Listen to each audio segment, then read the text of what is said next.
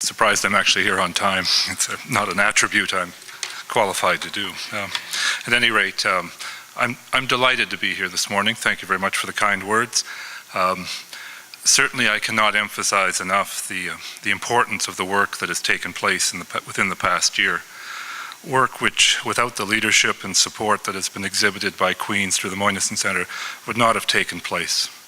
Furthermore, to engage in this type of collaboration, there is a requirement to have a strategic vision.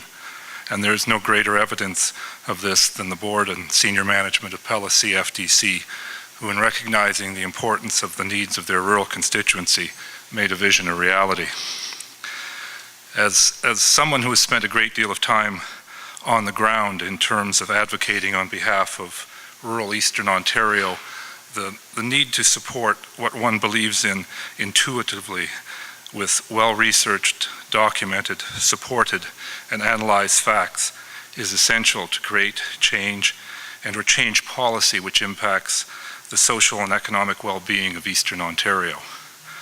This approach has not been lost on groups such as the Eastern Ontario Wardens Caucus or the Ontario East Economic Development Commission, who, with the support of both the federal and the provincial governments, be it through the Eastern Ontario Development Program, through the RED program, or through the Eastern Ontario Development Fund, have over the past number of years become more and more active in undertaking research to create infrastructure to better retain and attract business, or for that matter, to support the need to change policy. For me, today represents a true milestone in that the quality and the standard of research and engagement which has taken place begins to raise the bar. It represents the opportunity to further position Eastern Ontario as a region which is demonstrating a truly collaborative culture. A region which I believe can more easily adapt to change by embracing the academic resources which it possesses. Last week I sat around the table, or a table of my peers, directors of economic development from throughout Southern Ontario. In fact, it was a preliminary meeting for SODA, the acronym for the Southern Ontario Development Agency. Most of the individuals gathered around that table represented southwestern Ontario, the communities of Windsor, Chatham, London, St. Thomas, Hamilton, etc. And certainly they painted a very, very bleak picture. And as I sat there, I thought it was tremendously important to tread lightly, in that one of their major concerns was their lack of available programs or funds which could provide incentives for renewal. And as I look at Eastern Ontario, we're far differently positioned than our associates in Western Ontario. In fact, they were quite envious of what was available to Eastern Ontario. So I think that forms a very strong basis for the fact that the work that has been done to date and the importance of the work as it goes forward is critical. So as we gather here today to learn and celebrate successes, I can only hope that we can continue to be forward-thinking and continue to embrace this opportunity, as well as attract new community partners based on our success to date.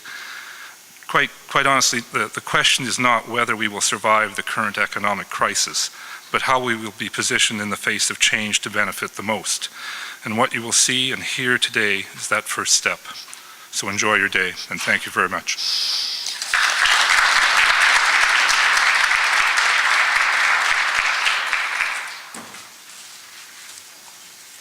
Thank you very much, Mr. Borowak. Before introducing our keynote speaker for the day, I'd like to make a few brief comments of my own. Today is all about academic community partnerships and collaborations that can revitalize, in small or large part, a region's economic development. I have 3 key points to make at this time before we get going in terms of content, and I hope a lot of information that you find valuable throughout the day. The first is that Queen's University is, as Dr. Williams highlighted, a good citizen and values good citizenship. Just one small comment about the Moynihan Centre here at Queen's.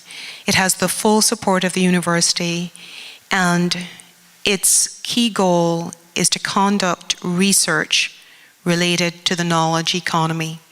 And as we grapple with these very difficult times, and we have a lot of discussion about the creative economy and which communities can thrive and which ones will not be able to thrive, research on what we call the knowledge economy, others call the creative economy, is vital, and we are privileged to be established and founded and funded for that very purpose. The Moneson Centre represents Queen's but partners with academics all over the world, and I'm very privileged to work with a number of non-Queen's faculty here, and you'll be meeting some of them later in the day. I just want to really emphasize that this is about scholarship beyond the School of Business at Queen's and even beyond the borders at Queen's, all in service of Eastern Ontario. The Knowledge Impact in Society project has permitted us to, in the last month, meet with community leaders across the province, many of whom are here today, and I thank you for taking the time to be present.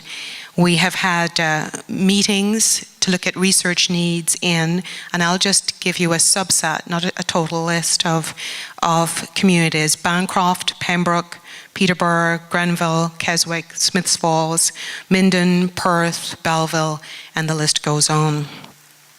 Our goal has been to hear, to listen to the community's research needs and to identify appropriate ways in which to respond. The goal has been transforming local economies through research. The project could not proceed without the support of our community partners. And I'd like to just recognize, as we get started, the Eastern Ontario CFTC network. I'd like to recognize the local businesses that have opened their doors and welcomed researchers and students. And I'd also like to identify and recognize the many leaders, local and community leaders, who have collaborated with us, ensuring that this research has been relevant and useful. I'd like to, in closing, just thank Dr. Williams, thank the School of Business, Dr. Gallup and Dr. Saunders, who cannot be with us today. Thank the researchers here from both within the School of Business and outside the School of Business at Queen's and beyond. And recognize that this research can only be a success because of your contributions. And we are very, very privileged.